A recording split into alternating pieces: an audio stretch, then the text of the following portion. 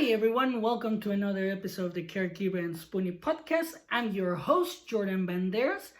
And before we get started, don't forget to subscribe so you don't miss any episodes of the podcast. And let's go ahead and get into today's episode, shall we? Now, on today's episode, this is a very important question. And I wanted to make this episode because I had this conversation with my wife the other day, which is, are we trying everything to get better? I know a lot of people are not going to like that question because everybody feels like we have tried everything. But this is from my perspective and because of what I have gone through, where I knew I wasn't doing everything, but I wanted to say that I was. So that's why I wanted to do this episode, because I know that a lot of people might be like me, where I was like, oh, I'm trying everything, but in reality I wasn't.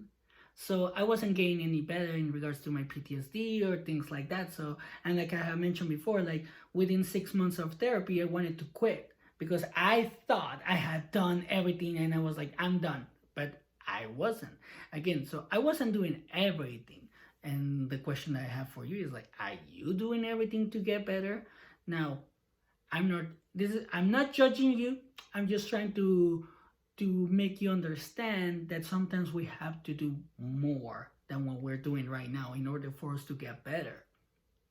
Because it's like, why would I judge you when I've been to something similar or even worse? Like, I'm not here to judge you. I'm here to let you know, like, hey, we might have to try more, or we're gonna have to keep trying. And here's the thing though, this is very important. Because when you answer this question, like the way that I answer it, like this was a long time ago, is like, well, if I'm trying everything, how come I'm not getting better? Like if I'm trying everything, how come I don't see the results that I want? That's actually incredibly important, And I see it with people because I see it with a lot of spoonies that I know, because when they have anxiety, depression, and all of this, is like, okay, like with anxiety and depression, mental health issues right now that are going rampant because of current events. Everybody has a lot of stress, everybody has a lot of anxiety, everybody has a lot of depression because they can go out, which is fine. But the thing is, like, they don't really do everything that they should be doing. One of the things that you should be doing, and this is one of the things that I understand, that I had to realize in therapy, is that when you have depression or anxiety, and I have talked about this before, there's gonna be, like, it could be caused by a chemical imbalance in your brain, which that can be fixed by medication. And if it helps the medication, go ahead. You might need it for the entire life, depending on how your brain is wired. If something happened to you and you have like brain injuries or something like that, or you might have hit your head or something like that, it could cause like some changes in your brain, which it can happen. I mean, Google it. If you want to know more about things like that, I would recommend you to follow Dr. Daniel Amen. He is pretty good in regards to the brain. He's actually a psychiatrist, and he's pretty good about it. But in real, and now now if it and back to what I was talking about, if you have anxiety, depression, or like mental health issues that are caused by a chemical imbalance in your brain, the medicine is going to help, and that's great.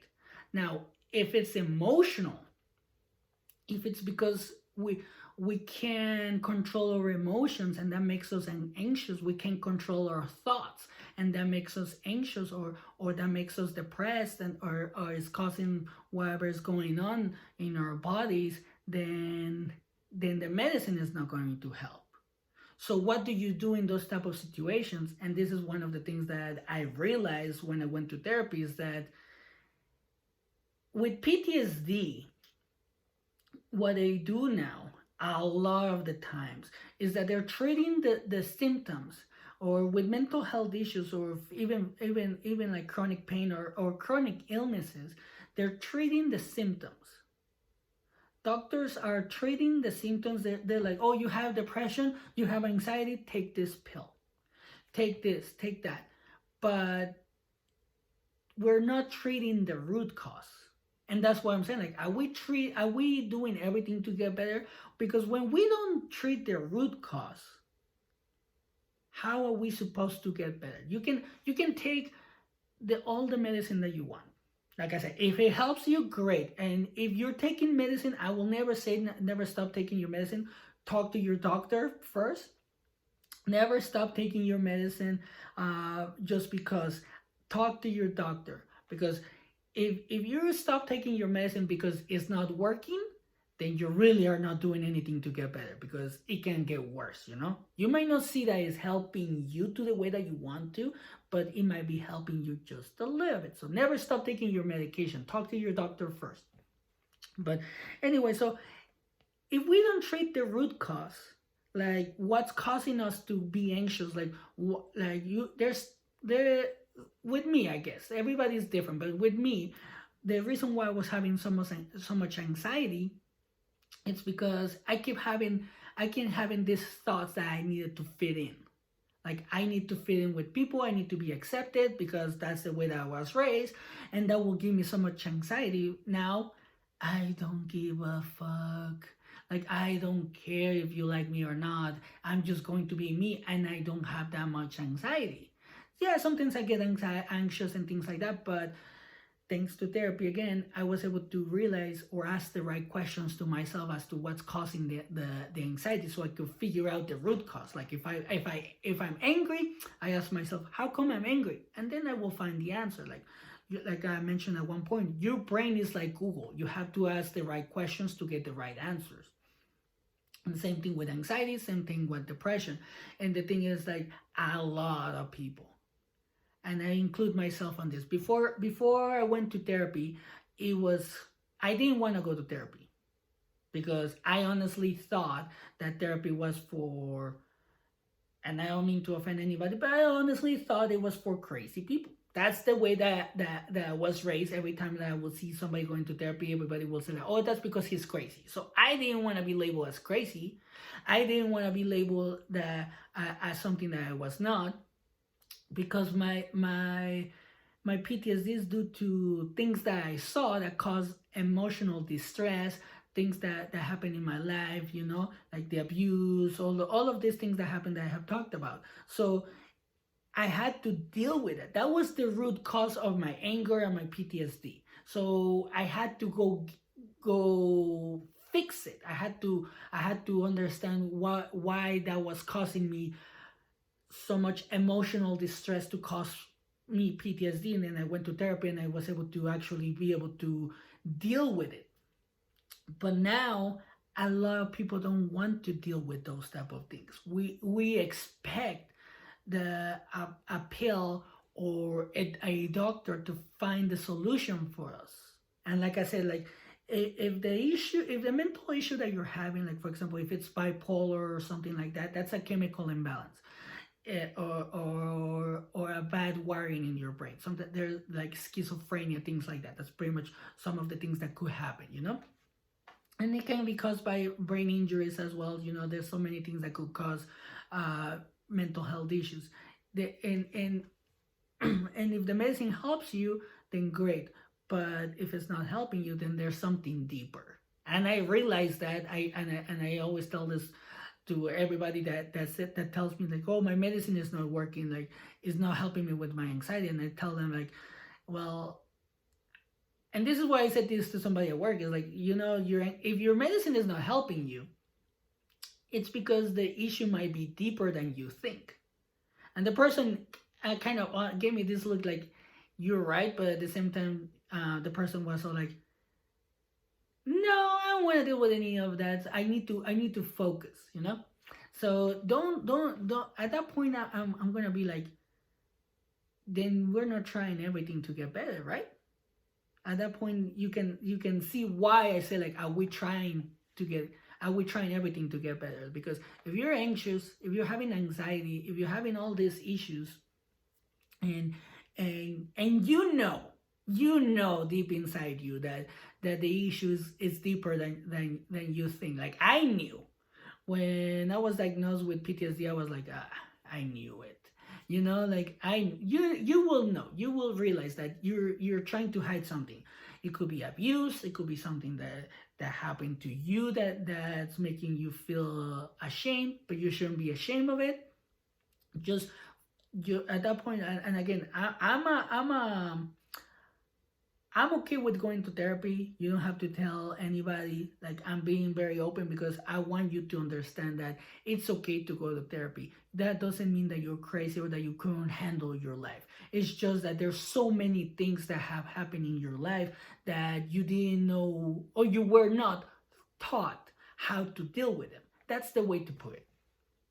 You know, like when it comes to mental health issues, like we are not taught how to deal with our emotions. We are not taught how to control our thoughts. We are not taught how to be able to express ourselves. So that's going to cause and if there's abuse in your life, obviously that's going to contribute to it. But if you talk about it to somebody that you can trust, like a therapist or a good friend, you're going to see that you're going to start, you might be able to start seeing things from a different perspective because they might give you feedback. But you also have to understand one thing, that by trying everything, you're going to have to be open-minded. So if you're talking to somebody like a therapist or a friend that you can actually open up to, and they give you feedback, don't take it personal, because they're just giving you feedback according to their perspective of what you're telling them. And by you being open-minded, literally you're trying everything you can to get better, and that's actually going to help you. So that's one of the things. And another thing that this is one of the things that I really like to talk about when it comes to nutrition, is that nutrition, the research is there. The research is there. Like if you have a kind of chronic illness like fibromyalgia, lupus, or anything in your body that's causing problems, and the doctors can't figure it out, they can't figure it out. And sometimes even if they can figure out, like Hashimoto's or things like that, it can be, or even MS, like I have talked about in other episodes. Dr. Terry Walsh, she was diagnosed with MS, multiple sclerosis. Multiple sclerosis literally will put you in bed, like your body goes to waste. And she had to figure out what was causing the problem. It wasn't genetic for her. If it's genetic, obviously that's something that you cannot control, but you can still like help it, so you can feel, or not like control it all the way, but at least like be able to like tame it, you know, like not to get like super sick about it or anything like that. And the same thing happens with fibromyalgia, all these things. What this doctor did though is that, because she was a doctor, obviously she had other resources that we might not have, but she was able to go to like the not nuclear, I forgot the name of it, but it's like the Micronutrient Institute. I forgot the name of it, but she was able to figure out that her MS was destroying she figured out how the MS was hurting her body, that it was pretty much destroying her cells, her proteins and all of this. I forgot what she called it on the interview that I listened to her. But once she went into the paleo diet, she started seeing progress. Like on the interview that I saw about her, she talks about how she couldn't even walk at one point. But because she did the paleo diet, and again, this might not work for you, but it's something that you might want to try, like you want to try better nutrition. She went full organic. She was able to clear her body out of toxins and all of these things, the bad things that are now in food, like glyphosate and all of those things. And she's able to walk now. She's able to ride her bike. She ran a marathon, and that's incredible, because it's like, you know what, she was open-minded to try anything to get better. She has a kid, she has a partner, so she wanted to do it for them, so she had a why. And it's also very important, because it's like, if she can do it and if I can do it, so can you. you can actually do it. But the thing is that we have to be very open-minded. Like, if you have a chronic illness and the doctor can really help you, have all this inflammation, and let's say you hear about this podcast and you actually research what I'm saying in regards to like the keto diet or the paleo diet of this doctor, because this doctor, Dr. Terry Walsh, look up for the Walsh Protocol. The Walsh Protocol. It's a cooking book, and also she has a book about her story. It's a good book. I'm gonna read it at one point because I'm reading a different book right now. Now, with her story, it inspired me because I was like, gosh, I have to do something about my eating habits because they're not the best. And unfortunately, going full organic is not cheap. So I had to have a heart-to-heart conversation with my wife about this because, as you guys know, she has fibromyalgia, and I ask her the same question. Everything that I usually do in the podcast, I talk to her about this because I ask her, like, are we trying everything to get you better? Because I've seen what works and I've seen what doesn't work with her. So as her partner, as her husband, as her caregiver, I had to pretty much tell her, like, are we trying everything? And she's like, yes. I'm like, no, we're not.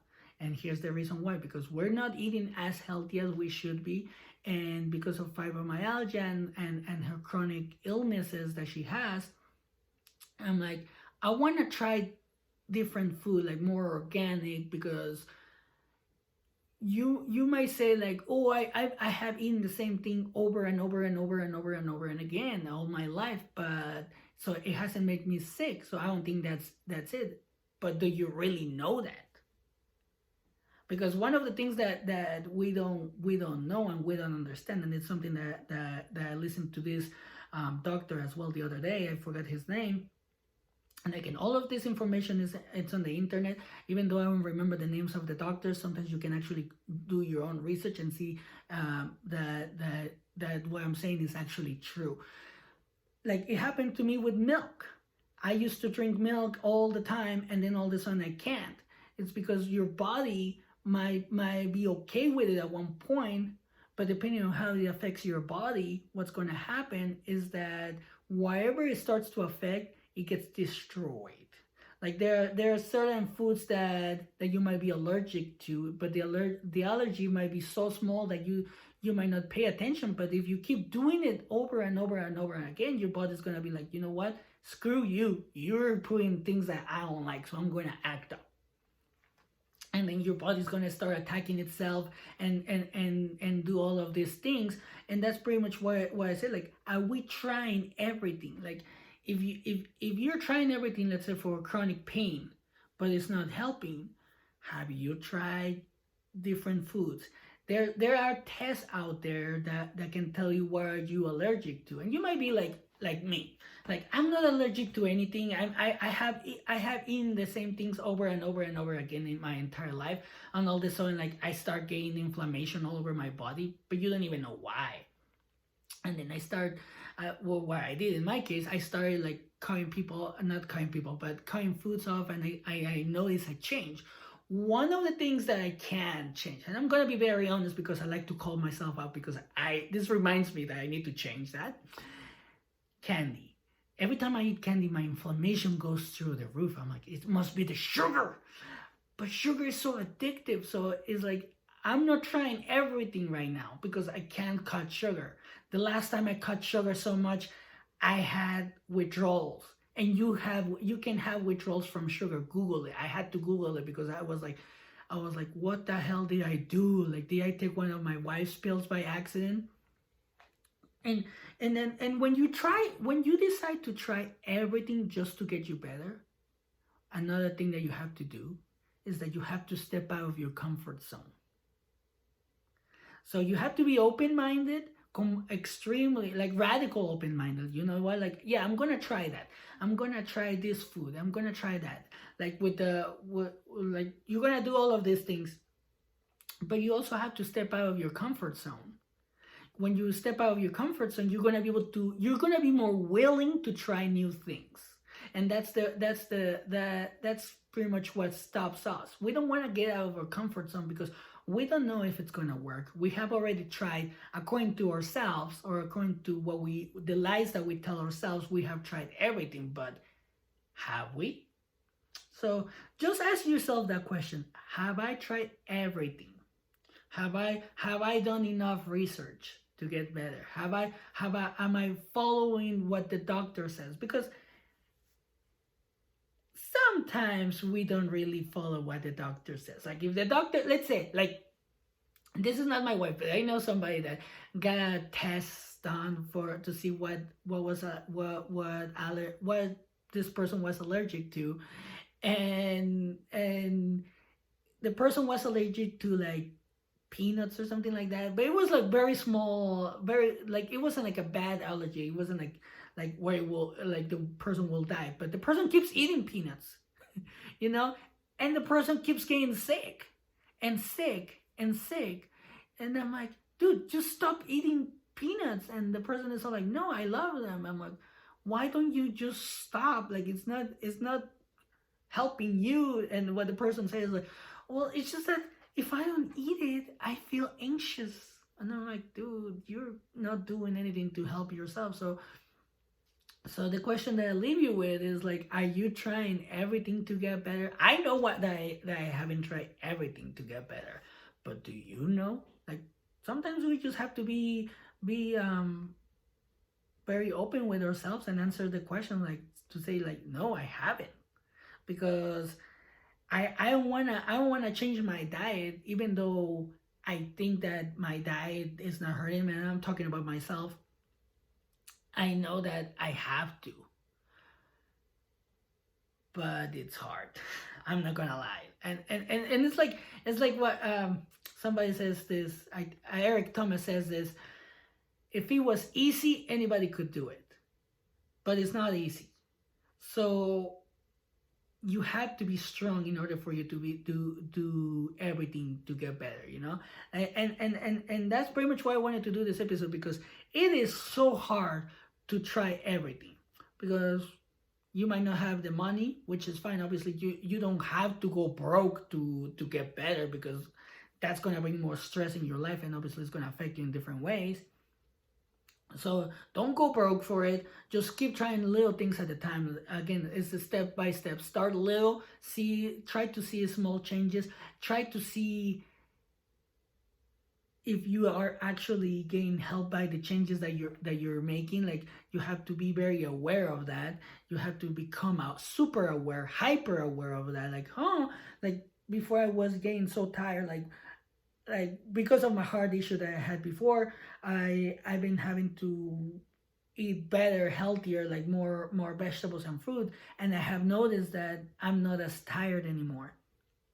So that has helped me, but I had to become so aware of myself that I was able to realize that. If I was like the same old me before as I was before, probably I would have been like, I don't see any changes, I'm gonna quit. But no, you have to become aware.